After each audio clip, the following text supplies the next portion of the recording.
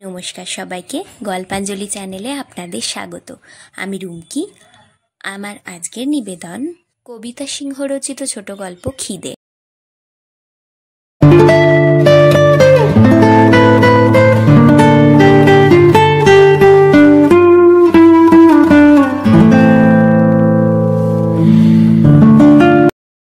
রঞ্জাবতী দিদিমণিকে দেখলে গলির মোড়ের শীতলা দেবীর মন্দিরটার কথাই মনে পড়ে যায় সুমতির। মনে পড়ে গেলে যেমনি ভালো লাগে, তেমনি কেমন যেন ভয় ভয় করে ওঠে। নতুন এসেছিল স্বামী স্ত্রীতে, গলির মোড়ের লাল বাড়িটার একতলায় ঠিকে কাজের ঝি সুমতি। দিদিমণি, ঠিকে লোক লাগবে তোমাদের? ফিরে তাকালো রঞ্জাবতী। দিব্যি রোগা রোগা ছিমছাম চেহারাটা। বয়স কত আর হবে, বড় জোর 22-23। লাল পাড় শাড়িটা একেলে ধরনে পরা, কপালে গোল সিঁদুরের টিপ, আর হাতে এয়তির শাঁখা। কিন্তু সবকিছু ছাড়িয়ে আরো উজ্জ্বল হয়ে জ্বলছে রঞ্জাবতীর চোখ, 2 বিন্দু দীপ্তি। সুমতির মনে হলো এ তো তার নিচু চালা বস্তির কালি ওঠা ডিবরির আলো নয়, এ যেন বিদ্যুতের ঝিলিক। রঞ্জাবতী দিদিমণি যেন ইস্পাতের ধার দেওয়া তলোয়ার, ধরলেই দুফাল হয়ে ছিঁড়ে যাবে সুমতি। ততক্ষণে সুমতির দিকে তাকিয়ে তার আপাদমস্তক দেখে নিল রঞ্জাবতী।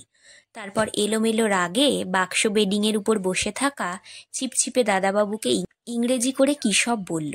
ইংরেজিটা বোঝে না সুমতি, তা বলে রঞ্জাবতীর মুখের প্রতিকূল অভিব্যক্তিটা বুঝতে কষ্ট হলো না সুমতির। কিন্তু দাদাবাবুই উত্তর দিলে শেষ পর্যন্ত, আপাতত ওকেই রেখে দাও, তারপর না হয় খুঁজে পেতে। অতএব রঞ্জাবতীর বাড়ি 8 টাকা মাইনের ঠিকে কাজটা পেয়ে গেল সুমতি। সুমতিকে রাখতে ভালো লাগেনি রঞ্জাবতীর, এ কথা রঞ্জাবতীর চোখ দেখেই বুঝতে পারত সুমতি। সত্যিই তো, সকালবেলায় সাদা থান পরে চন্দর লেনের গলি দিয়ে বেরিয়ে এলেই কি আর জোড়াবট বস্তির গন্ধটুকু মুছে ফেলা যায় শরীর থেকে? যতই ধোও না কেন, তোলা যায় চোখের কোণের কাজল রেখা আর হাজা ধরা পায়ের আলতার দাগ? তবু সরু ঘিঞ্জি বস্তিপাড়ার গলি ডিঙিয়ে রঞ্জাবতীদের হরিয়ায় রোডের ওপর উঠে আসতেই ভালো লাগতো সুমতির। তার চেয়েও ভালো লাগতো রঞ্জাবতীর গুছন্ত সংসারটিতে ঢুকতে। তারপর যখনই সন্ধ্যা হয়ে আসতো সব কাজ শেষ করে রঞ্জাবতীর ঘরের সামনে ছোট্ট দাওয়াটায় আয়না পেতে বসত সুমতি। ভাঙা চিরুনি নিয়ে পরম যত্নে একটি একটি করে সাজাতো স্বল্প চুলের গুছিটা, পাতা কেটে বানানো খোঁপাটা বাঁধতে বাঁধতে বেলা গড়াতো। তাঁতের শাড়ি পরে উঁচু করে খোঁপা বেঁধে কলতলা থেকে গা ধুয়ে বেরোতো রঞ্জাবতী। সুমতির দিকে তাকিয়ে হেসে বলতো, তোর কত বয়স হলো রে সুমতি? সুমতির শরীরের লজ্জাবোধটা প্রায় অসাড় হয়ে খসেই গিয়েছিল 50-এর বন্যার পর, তার 6 ছেলের বাপের দেওয়া শেষ শাড়িটার সঙ্গে। তবু রঞ্জাবতীর চোখের রঞ্জন আলোই তারই একটা ক্ষীণ শিকড়কে অনুভব করত সুমতি, আর শুকনো বুকের উপর থানের আবরণ টেনে দিয়ে আড়াল করে দিত রঞ্জাবতীর দেওয়া পুরনো শাটিনের ব্লাউজটাকে। স্বামীর জলখাবারটি গুছোতে গুছোতে নাকের দুপাশে ঘৃণার বৃত্ত আঁকত রঞ্জাবতী। কেন না, তোর 40-42 বয়স হয়ে গেল, তুই এসব ছেড়ে দে সুমতি, কারো বাড়ি খাওয়া পড়ার কাজ নেই। মাথা নিচু করে গলির মধ্যে ঢুকত সুমতি। নিচু চালা বস্তির ছোট ছোট ঘরের সামনে তখন উঁচু হয়ে বসেছে দিনের ঠিকে ঝিরা রাতের মোহিনী হয়ে। ঘরে সে হাওড়াহাটের 7 রঙা ডুরে শাড়িটা পরতে পরতে 6 ছেলে মেয়ের বাপকে ভাবল সুমতি। ক্ষেতের কাজ সেরে ফিরলে তাকেও জলখাবার সাজিয়ে দিত একদিন। তবে টুকটুকে বউ রঞ্জাবতীর মতো তখন অমন লক্ষ্মী লক্ষ্মী হাতে নয়। তারপর সব কথা স্মৃতি হয়ে মিশে যেত চেতনার অনেক তলায়। দরজা খুলে বাইরে এসে বসলে শুধু কেরোসিনের ডিবরির শিখাটাই সত্যি হয়ে থাকত সুমতির চোখের সামনে। শেষ পর্যন্ত আত্মপরিচয়ের শেষ পর্দাটাও খসে পড়ল সেদিন রাত্রে জোড়াবট বস্তির সামনে। রঞ্জাবতী দিদিমণি আর দাদাবাবু বুঝি রাত শোতে সিনেমা দেখে বাড়ি ফিরছিল বস্তির রাস্তা দিয়ে, তাড়াতাড়ি হবে বলে। সবই জানত রঞ্জাবতী, তবু সেদিন অমন সোজাসুজি সব কিছু দেখে ফেলে ঘৃণাটা কণ্ঠপূর্ণ হয়ে উপচে পড়ল ঠোঁটের কিনারা দিয়ে।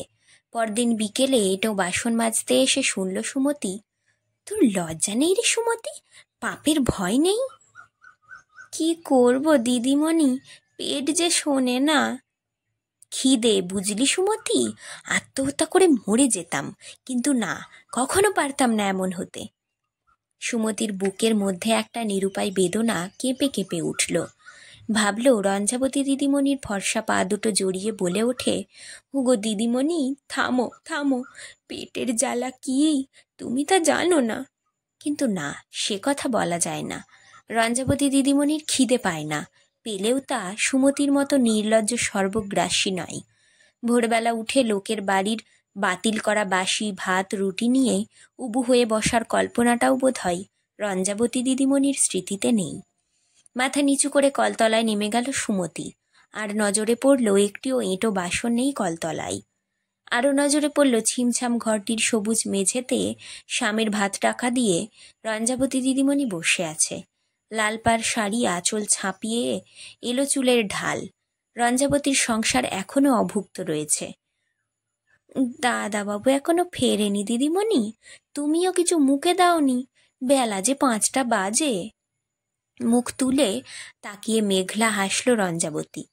রঞ্জাবতী ঘরের দরজায় বসে অবাক হয়ে ভাবতে বসল, সুমতির পেটের মধ্যে যে গভীর জারক রসের সৃষ্টি হয়, তারপর তা চুইয়ে চুইয়ে নামতে থাকে পাকস্থলীর দিকে। তারা যখন আহার্য না পাই কি দুর্দম হয়েই নাড়া দেয় 32 নাড়িতে, অন্ত্রে, অন্নাশয়ে। মাথা ঘুরে ওঠে, শুকিয়ে যায় তালু, বমি বমি ভাব ছড়িয়ে যায় সারা শরীরে।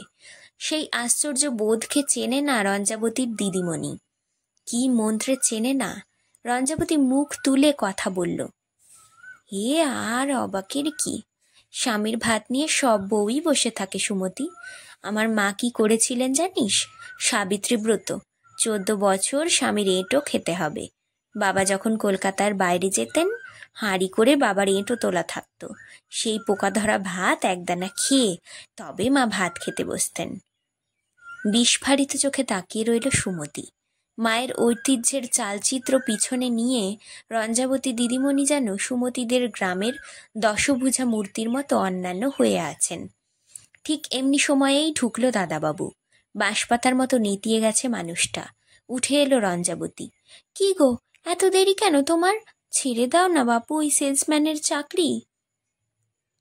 ঝুপ করে খাটের উপর বসে পড়ল সুনীল। ছেড়ে দিতে হবে না, চাকরি আমার ছেড়ে গিয়েছে রঞ্জা। ছায়ার মতো মিশিয়ে গেল সুমতি। ছুটে গিয়ে মুক্তির নিঃশ্বাস ফেলল গ্রোভ লেনের গলিতে গিয়ে। আবছা ভাবল একবার, তবে কি এবার উপোস করবে রঞ্জাবতী দিদিমণি? আর উপোসের শেষ সীমায় এসে গলির মোড়ে মর্মরিকা হয়ে দাঁড়াবে কোনো দিন? মনে মনে জিভ কাটল সুমতি। সতী সাবিত্রী দিদিমণির নামে একই কথা ভাবছে সুমতি। তারপরে আর একটা মাস রঞ্জাবতী দিদিমণির কোনো খবরই রাখতে পারেনি সুমতি। রঞ্জাবতী দিদিমণির কাছ থেকে মাইনের টাকাটাও আনা হয়ে ওঠেনি। পাশের খুপড়ির গোলাপ বুঝি এটা ওটা দিয়ে কোনো রকমে আবার খাড়া করে তুলল সুমতিকে। তারপর অসুস্থ শরীরেই আবার কদিন ডিবড়ি জেলে বসল সুমতি। কদিন পরেই টের পেল পেটে একটা প্রাণের কাঁটা খচখচ করে জেগে উঠেছে। রঞ্জাবতী দিদিমণির কাছে আর না গেলেই নয়। 8টা টাকা পাওনা রয়েছে। টাকা হাতে নিয়েই ছুটতে হবে জোড়াবট বস্তির বগলা বাড়িওয়ালির কাছে। যা হোক একটা ওষুধ বিশুধ পেতেই হবে, নইলে কেই বা কাজ দেবে ভরা মাসে? কেই বা দিয়ে আদিমকালের আনন্দ খুঁজতে আসবে সন্ধেবেলা? অনেকদিন পরে রঞ্জাবতীর ঘরে গিয়ে বসল সুমতি। একটা মাস যেন বন্যার মতো চলে গেছে রঞ্জাবতীর গুছন্ত সংসারের উপর দিয়ে। সব যেন ছন্নছাড়া লণ্ডভণ্ড। এই বিশৃঙ্খলার মধ্য থেকে সেই ছিমছাম সংসারটিকে আর চিনে নেওয়া যায় না।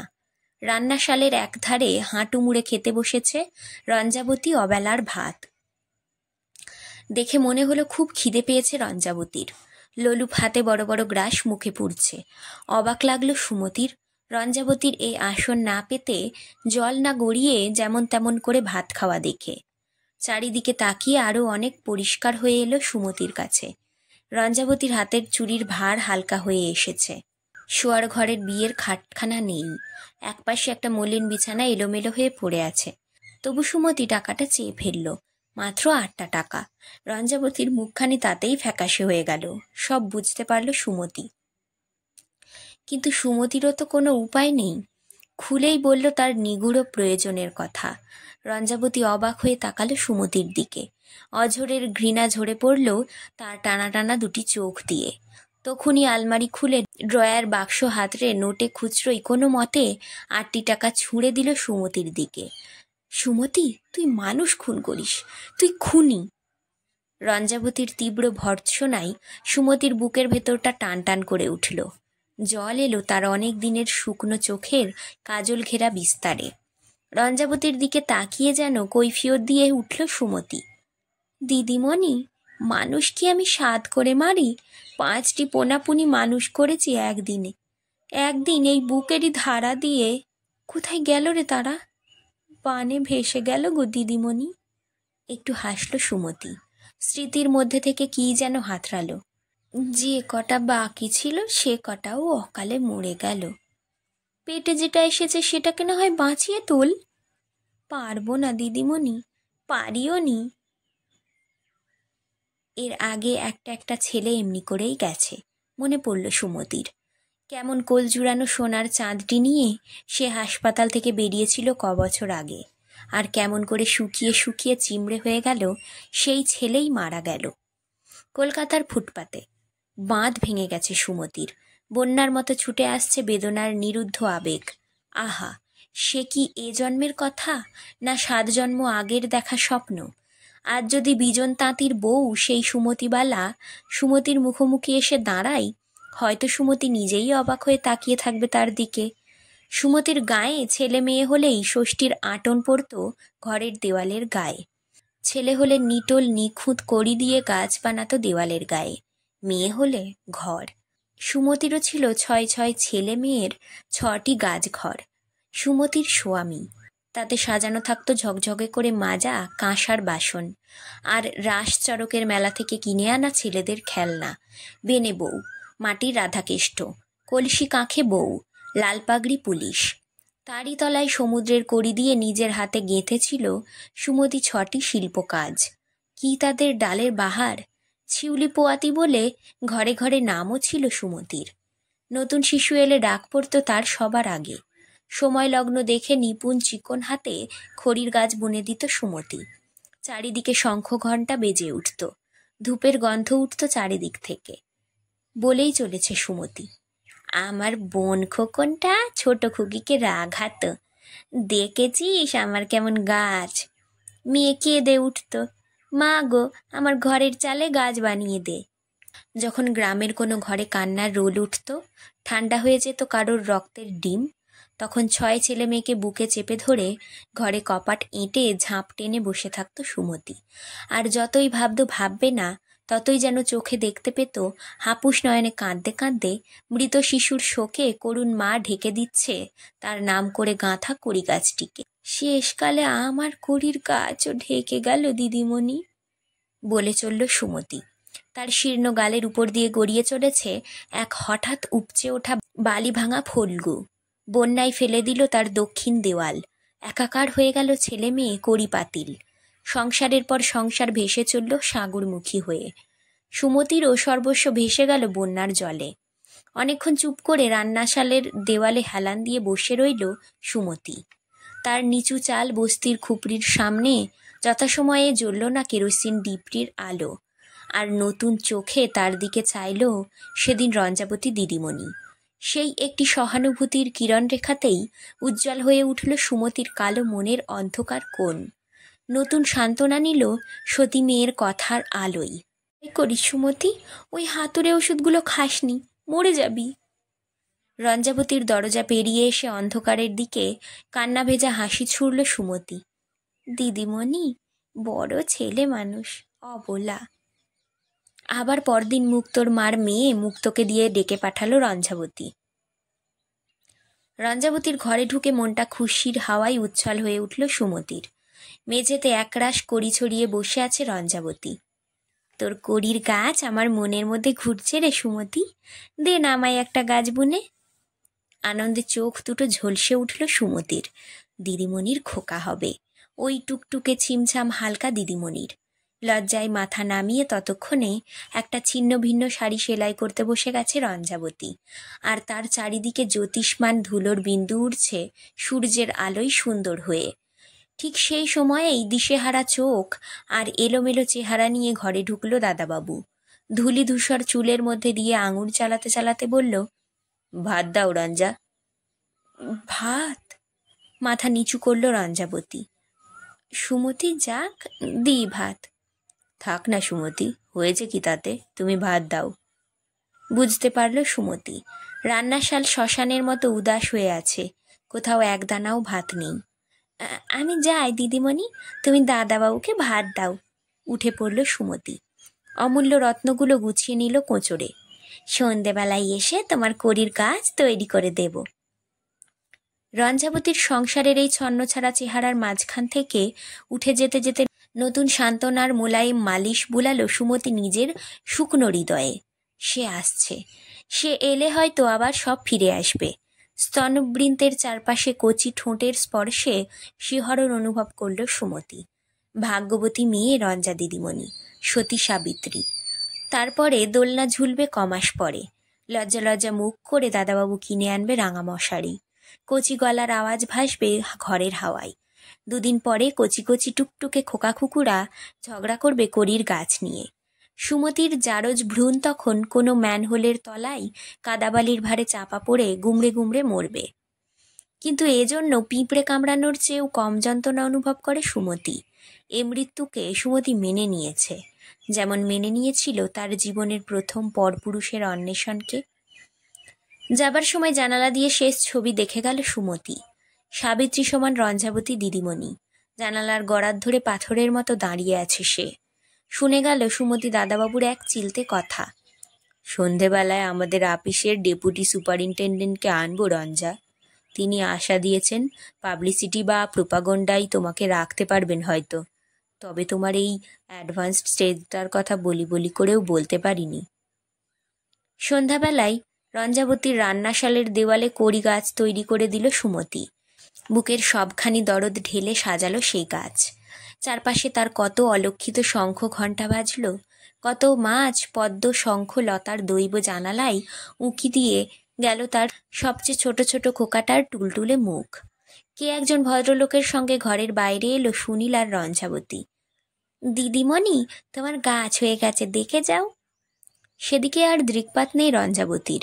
কি মোলায়েম খোসামদের দৃষ্টি রঞ্জাবতীর সুরমা আঁকা চোখে। সিল্কের কাপড়ে রঞ্জাবতীকে যেন নতুন বস্তির বড় ঘরানার রেশমি বিবির মতো দেখাচ্ছে। অমনি চুলে ফুল, গায়ে গন্ধ, পরনে ঝলমলে পোশাক। নতুন মানুষটি ট্যাক্সিতে উঠতে উঠতে বলে গেলেন, আমি খুব বড় দুঃখিত মিসেস রায়, আপনাকে যে কাজটা দিতে পারতাম সেটা বড় ঘোরাঘুরির কাজ।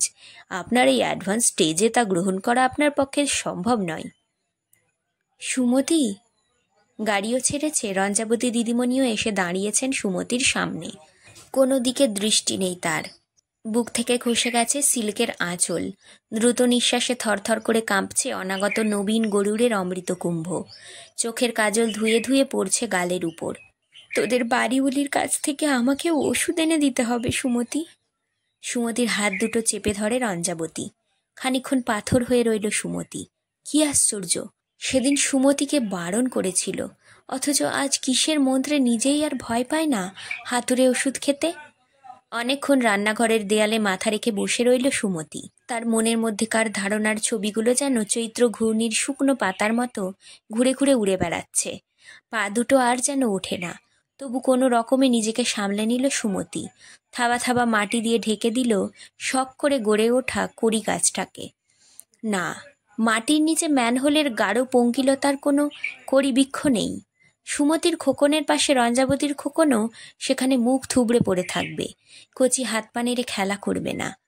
নিচের নিচুচালা বস্তির খুপড়ির দাওয়ায় ঠিক রোজকার মতোই কেরোসিনের ডিবরি জ্বালল সুমতি। রোজগার মতো কালি কলঙ্ক লণ্ঠনের শিখার দিকে স্থির দৃষ্টিতে তাকিয়ে থাকতে থাকতে বিপর্যস্ত চিন্তাটা থিতিয়ে থিতিয়ে পরিষ্কার হয়ে এলো। প্রাণ সঞ্চারণের সেই পার্থিব কেন্দ্রকে শরীরের প্রতি স্নায়ু, উদরের প্রতিটি লসিকা দিয়ে অনুভব করল। তারপর আরও খানিকটা সহানুভূতির ছিটে ফেলল ওর চিন্তায়। আহা, কি করবে দিদিমণি, ওরও তো খিদে পায়।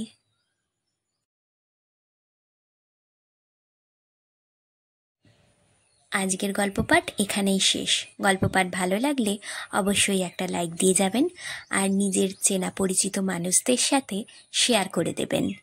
আর আজ যারা নতুন আমার চ্যানেলে, অবশ্যই সাবস্ক্রাইব করবেন। আপনার একটি সাবস্ক্রিপশান আমাকে আরও অনেক নতুন গল্প পড়তে অনুপ্রেরণা যোগাবে।